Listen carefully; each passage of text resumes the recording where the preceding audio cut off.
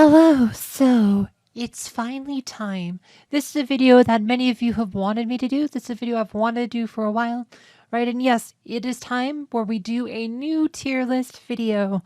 I know you'll either love this or hate this because I am going to tell you some heroes are better than others. And that's just a reality of this game, right? I am a gold leaguer. I play in the gold league. I have a maxed out team or near max team, and I play against other near max teams. We're talking right 800k plus teams, right? In gold league, it's like, once you're on an advanced server, like everyone plays those kinds of teams. And tier lists are important because as you get higher up, the meta game narrows pretty significantly. Even though there's like 53 heroes in the game, less than half of them really see significant play. And so it's important to understand which heroes are actually worth using in the long haul. Some heroes just aren't as good as others, and part of why this is important is that this game is very resource intensive. Just to max out a single hero costs a lot of resources. For example, like if you need to do items on a hero, like just rarity fair, like they can add up to a lot just to get those 3 items on, say, Fox's orange +4, it's 26k emeralds, right? You go a couple of these other heroes, like look at that, he's orange +2 just to get all the items, it's 20k emeralds. So if you're adding all this up here, right? I mean, just to take one hero from gray all the way to red +2, you're just about 400,000 emeralds worth of items, right? Skins are the same thing, right? Once default skins, they cost about 55,000 emeralds. Other skins cost about 80,000 emeralds if you're just opening skins in the Outland, right? Like I said, you can get, right, it's 4,500 emeralds for about works out to be about 3,000 skins. So, and this is assuming you spend all your Outland coins you get from this on more skinstone crates. It'll cost you about 55,000 for default skin, and about 80,000 emeralds per other non-default skins. Some heroes have 5 skins, so that's about 375k emeralds just to max out skins. Glyphs, right? To max out one glyph. To level, let's find one that's level 50. Just to max out a single glyph, right? So remember, these are runes. Runes are a 1-1 ratio, like, so it should be 47,500, no, something like that. But we'll show you what it costs here. Right, every rune point is equivalent to 1 emerald. So if you just want to do it, it'll be 43,750 per glyph. So that's about 220,000 emeralds to max out glyphs on one hero. So you're, like I said, the art. So skins, equipment, glyphs were at almost 100 million emeralds. And then artifacts, right? Maxing out artifacts is really expensive, right? To max out the artifacts on one hero, right? You need about, I think, about 112 chaos core per artifact. So I think it's about 336 chaos cores and 270,000 artifact coins per hero to max out all their artifacts plus mats. If you're just cracking chests, right, it's 75,000 or 7,500 emeralds per 100 chests. You'll probably spend about another 400, 500,000 emeralds just to get all the stuff, unless you open a grand prize, maybe speed up it, just to get all that stuff to max out that hero.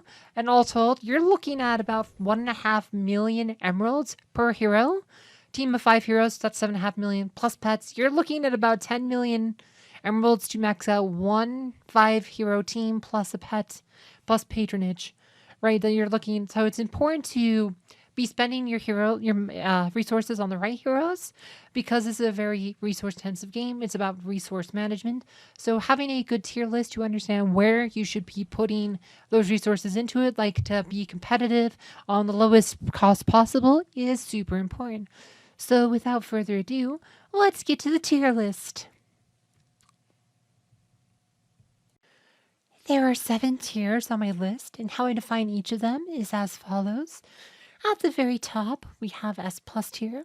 These are the overpowered heroes that are must-haves, right? Having these heroes will do more to contribute to you to having a high win rate than pretty much any other heroes on this list.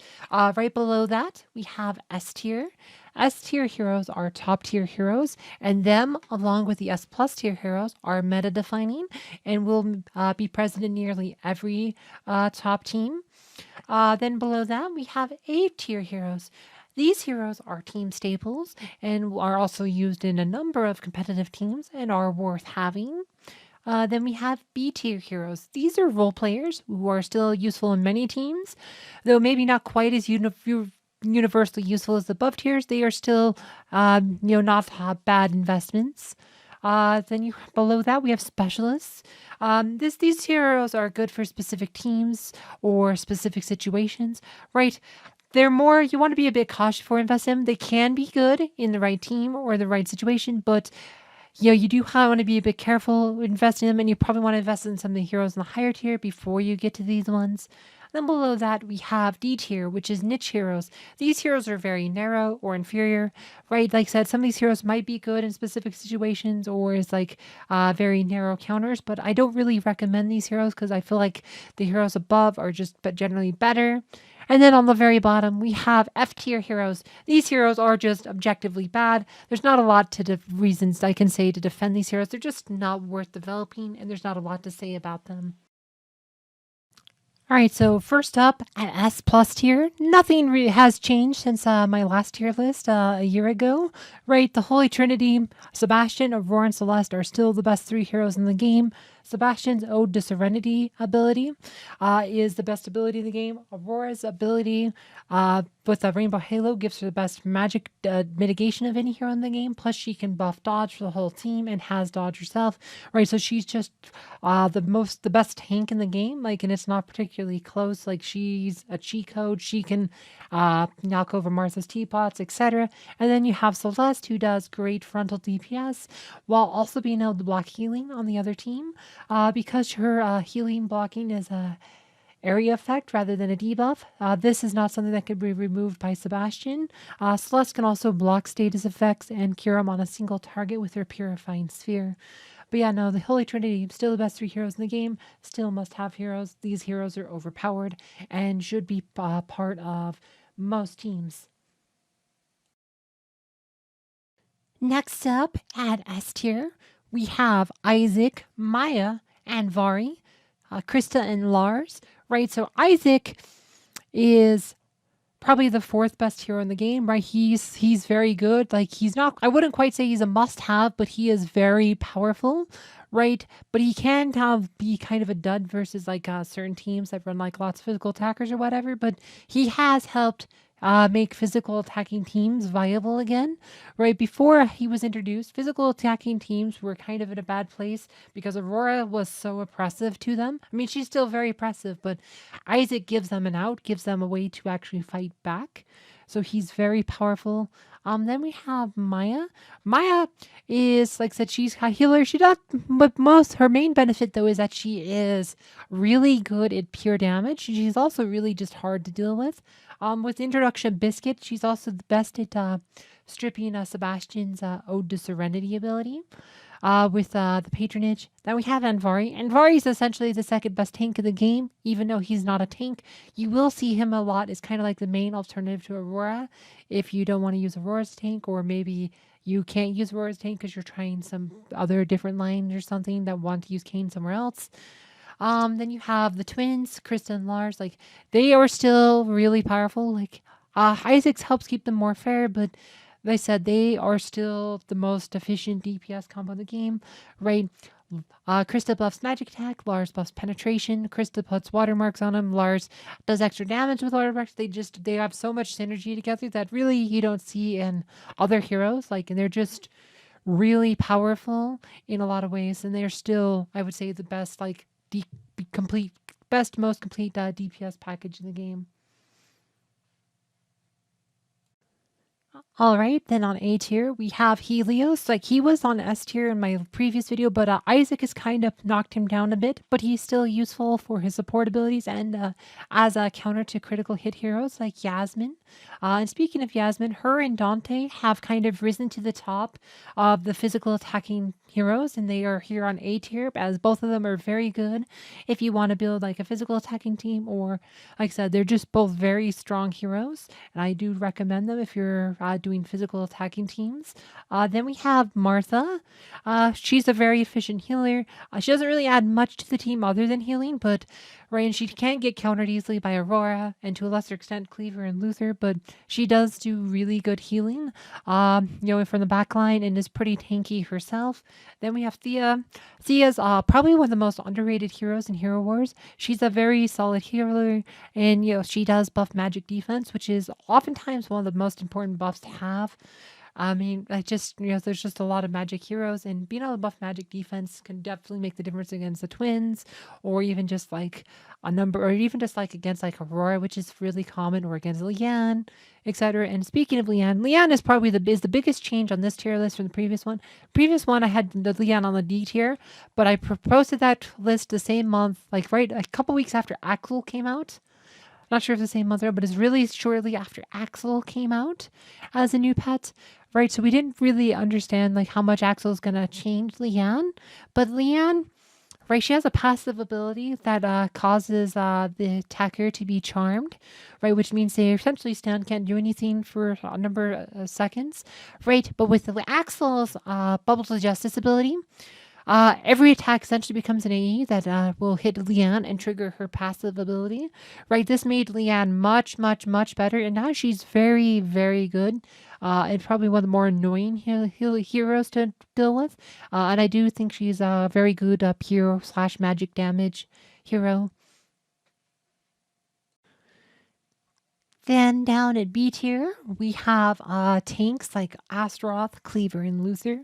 Right, you'll see these a lot. These are solid tanks. They're not as good as Aurora, but sometimes you will see them, right, as an alternative, or maybe you'll see them as like an off tank behind Aurora, right? They kind of suffer in that they don't mitigate magic as well as Aurora, and they're also, like I said, Astaroth especially has low health. Cleaver has good health, but he has kind of poor armor. Luther actually has really good health and really good armor, right? His ultimate, which jumps to the enemy backline, can be awkward in some teams, but it can also disrupt other teams and can knock over Martha Teapot, etc. Like, he's very strong. Then we have Morgan. Morgan is proven to be a very solid like armor penetration buffer, right? And her minions have a lot of synergy with Axel. Can actually, right, even though she can't heal anybody who's not undead, so a lot of times she's just healing herself / her minions. And then with Axel as your pet, that is sometimes enough to just pretty much mitigate damage for the whole team. Then we have Marcus, who is actually a very solid healer, and kind of like Thea, he buffs magic defense. Sometimes you can use him as like an alternate tank, but he doesn't really offer much utility outside of healing or / being kind of like a off tank / tank. Then we have Orion. Like, he's kind of fallen off a couple places, mostly because of Isaac. He's still very powerful in the right team, but like I said, I just don't think he's quite as good as he used to be post Isaac. Arachne, she got a rework since the last video and has actually proven to be a lot better. I mean, she has more. Her stuns last longer than ever. They still don't have a level limit, so you can really just get a lot of benefit out of her. And with a Mara patron, you can make them last a long time. And especially now that it's easier with like Maya or something to strip off like Ode to Serenity, you can actually make those stuns land. So Ragni is proven to be a fairly effective hero. Heidi's also gotten a rework. Like his pure damage abilities do more than ever. Then we have Kark and Ju. Like, they are the biggest losers of Axel being added to the game, right? Axel protects against one-shot kills, which are things Kark and Ju were kind of trying to do. And, Ju can't really one-shot a Martha that has Axel patron anymore. Like, it used to be possible for him to one-shot Marthas with a good crit with Sebastian's Palisson on. But now Axel can prevent that if Martha's a full life, right? So he's really suffered from that. And then Kira, she's okay. Like, she's just kind of meh. Like I said, there's just better options now. Like, it's the main thing. She's kind of lost out. Not so much that Axel or anything else has hurt her, but mostly Yasmin and Dante have risen as kind of like alternatives to her for physical attacking teams. I think Yasmin and Dante are just better. She could really use like a health boost or something. All right, now down in C2 where we're starting to get a lot more narrow. We have Corvus, right? He's the undead tank. Like, he's kind of, Or he can be good in certain teams that are running Morgan, but he's really kind of just too squishy to be a main tank. His best use is usually like as an off tank, like behind Aurora. Like he's fourth in the lineup, so only Aurora, Chaba, and Luther can be in front of him, which limits his teams. Like he does a pure damage, which is just kind of like his best ability, but as a main tank, he's kind of meh. I mean, there are certain lines that can make use of him, but I just think you'd be better off investing in Aurora or maybe Anvari in most cases. There's Rufus. Like, he's kind of gimmicky. He can be good in certain situations, but yeah, he really, other than being like a counter to magic teams, he doesn't offer a lot. And he also gets hard countered by Morgan. So he just kind of more of a gimmick. I wouldn't recommend investing a lot of resources into him. Kai and Faceless, like both of them are kind of used in Kark teams, but Kark has kind of fallen off, and there's not a lot of reason to use them outside of Kark teams, so they're just kind of meh. So they're just kind of here special teams. Tristan, he's the newest hero of the game. He buffs armor penetration. All right, and there was a time when only Fox, Chainmail, and Elmer could buff armor penetration, and right, if he had been added then, like as of right after them, like he probably would be rated higher because he's actually pretty good at buffing armor penetration. But Morgan and Isaac are just better heroes. Like they buff armor penetration. Like there's not a lot of teams you would want to use Tristan in where you just couldn't use Isaac. Like Isaac's just a better option most of the time. So I probably wouldn't recommend him for most teams. There's Fox. Also good armor penetration buff. Like she's the only armor penetration buff who sits in the back line, and she actually does really good frontal DPS. There are some groups that teams that can make use of Fox. I have seen her do some devastating things, and if you are going to go up against teams without Sebastian, or you're able to remove Ode to Serenity, her stuns can last a long time with Mara Patron. You can pretty much take their main tank out of the game. Jorgen, there was a time when Jorg's the best hero in the game. Sebastian really limited his usefulness. He is good in certain situations, being able to block energy and stuff. But like I said, Sebastian, as long as Sebastian reigns supreme, Jorgen will always be kind of, more of a specialist hero. Phobos, he's a hero who got a rework. He's also marked undead. He is good in certain teams, like I said, mostly with Corvus and Morgan, but he does have a couple of powerful abilities. Like he can definitely counter certain physical attacking teams. Then you have Ishmael. Ishmael, I don't really like Ishmael. I have seen Ishmael where he does hit really devastatingly hard to the right front line, but he's like it just right against heroes that do lots of dodge buffing like Aurora or teams that have lots of armor buffing, right? He can really struggle to actually punch through, right? Which I think limits him, even though he just got a new armor pen skin. Don't think it's quite enough to really put him up higher. And then we have Nebula, who I almost put her in a tier below because she's very, very narrow. Like she's so line dependent. Like you have to build your entire team around her. And I don't really recommend her. She can help a hero do a lot of damage, but she's so narrow. She's not a hero I recommend. But she can, her biggest thing is that she can buff damage, and she can also remove status effects, but again, kind of narrow, because it's not nearly as good as what Sebastian and Celeste do. Alright, now that we're on D tier, these heroes are pretty narrow or just inferior. I do not recommend these heroes. Right, first up is Dorian. Dorian is a hero that is, I think, one of the most overrated heroes in the game. He's really not that good. People always talk about a synergy with Helios or whatever, but it's like, he buffs physical attack. Like, Celeste is a better healer in those teams because she buffs magic attack. Like, the vampirism, whatever, it's like, it's okay healing, but like, there's better, like, you could just burn an actual healer. Like, he's way far in the back line, so he doesn't help the tank. And the tank, in most of the time, is taking the most damage. So most of the time, he's not adding any healing unless your main tank is already down. So him, like, being in the back line with Helios or whatever is pretty much irrelevant. Yeah, he can be kind of like a counter to Cleaver if Cleaver hooks him. It's just, I'm just not impressed by Dorian. I think he's just a fundamentally flawed hero. He's cute on paper, but he doesn't work in practice. Chaba, he's a tank who has the ability to swallow the enemy tank for 6 seconds, and that's about all he brings to the table. Otherwise, he's kind of meh.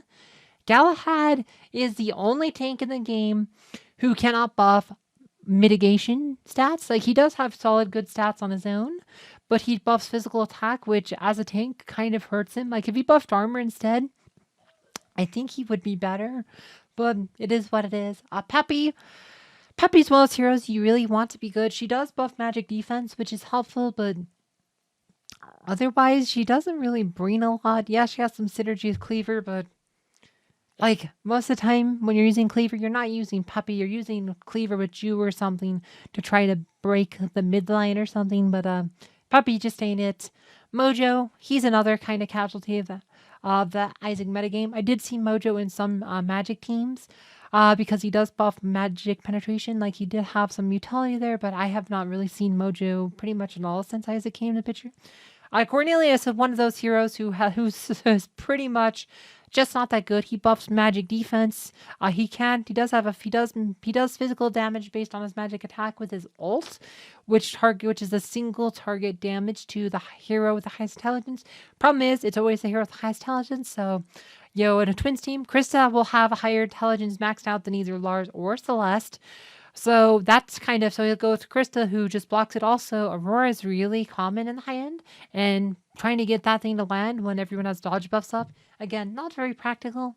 Jet's another hero who's vastly overrated. He's not good. He has this passive ability that adds critical hit, but it's only like 3k worth.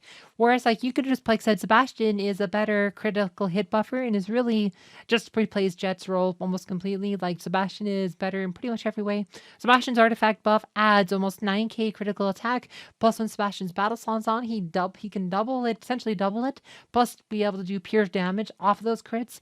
And it's like rather than running Jet with Sebastian, you could just run another critical hit buffer like Yasmin or Jew or maybe Ishmael with Sebastian before you add Jet. Like Jet's just not good. Ginger, physical attacking hero. She's okay, I guess. Like she does lots of AE damage, but that usually just feeds a lot of energy to Aurora, who then spams the heck out of her ult. If you want to use her, you really need to use her in combination with both Isaac and Sebastian. Qin Mao. Again, she's just not as necessary anymore now that you have Isaac to buff armor penetration. She does some pure damage, but I've never been too impressed with Qin Mao. Daredevil, she did get a buff, right? I do think, she does a lot better pure damage. There's time it looked like she was kind of promising, but she really just not that good. Alvanor, he's a newer hero, and he's been a total dud. I see him occasionally, but he's really not good. No, Alvanor is just not good. I almost put him on the tier below. But there are some narrow cases where you might want to use him. F tier, what can I say? These heroes are bad. Please don't spend resources on them. These heroes are not good. Ziri, like I said, she on paper, she looks good. She has the best armor and best health in the game, but she also has the worst ability in the game called Sheltering Sands, which once she gets to 30% health, she goes underground for 7 seconds to heal herself, during which time her entire team gets killed, right? Which is just not very good for a main tank. It's just she really needs a rework. Lilith, right? She's also a tank character, but she's way too far in the lineup, back in the lineup to really matter as a tank. She does have some AE abilities, but she's just not that good. Judge, if there was a tier list below there, Judge would be there. Maybe with Ziri. Judge is bad. Not much to say. Satori, he is probably the biggest casualty of Sebastian. He used to be really good against certain teams. But with Sebastian's Ode to Serenity, right, Satori literally does nothing. His ult will go off and will literally do absolutely nothing, right? It is Sebastian has made Satori an almost completely worthless hero. Elmir, said, he's another armor pen buff. There's just no reason to use Elmir. Even Qin Mao's better, but it's Isaac's better, Tristan's better, Fox is better, right? There's just more options for buffing armor penetration, and otherwise he doesn't really add much to the team besides that. Darkstar, right, she's the smallest heroes. I like the design and concept for her, but she really just isn't good, and there isn't any reason to use her. Same with Astrid, same with Artemis. These are just marksman heroes that just aren't that good or worth using. All right, so that's the list. Keep in mind, this is a list that is geared towards people who are playing PvP in Gold League, who want to experience the high-end metagame and are playing with and against maxed or near-max teams, right? If you're a casual gamer, this list might not be that helpful to you, but it is the kind of thing you need to consider if you want to spend a lot of money on this game to compete in Gold League. Anyway, I hope you guys found this video fun and informative. Thank you for watching.